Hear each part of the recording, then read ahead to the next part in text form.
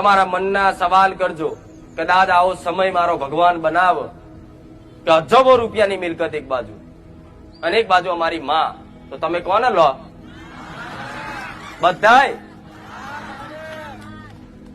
તો માને શું કામ પૂછો છો? કરોડો લેવા વિચારો.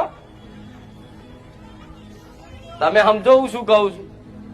તમને એવો ભગવાન તફાવત મિલ દે કે લે આ બાજુ અજબો રૂપિયા છે અને આ બાજુ તમારી માં કુળની માતા છે, ચામુંડ માં, કાળી ખોડિયાર જે હોય, તો તમે અત્યારે નક્કી કરો ને મનથી કે અમે અમારી માને જ ચૂનીએ, અમારી માને પસંદ કરીએ કે અમારે અમારી માં જોઈએ છે.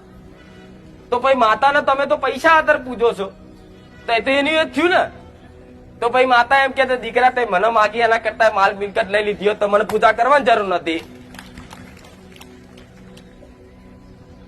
પણ આજના કળિયુગના મનુષ્યને એ નહીં ખબર પડતી કે મારા દેવી શક્તિ આગળ માગવું શું.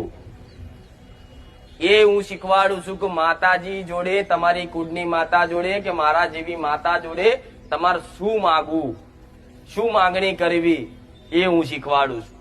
નગર મંદિરો તો જાઓ છો મારી સારું કરી દેજે નારિયેળ વધેરી છો. શું મને નારિયેળ ની ભૂખ છે ભાઈ? મારી નારિયેળ ચુંદડી અગરબત્તી કરી દઈ.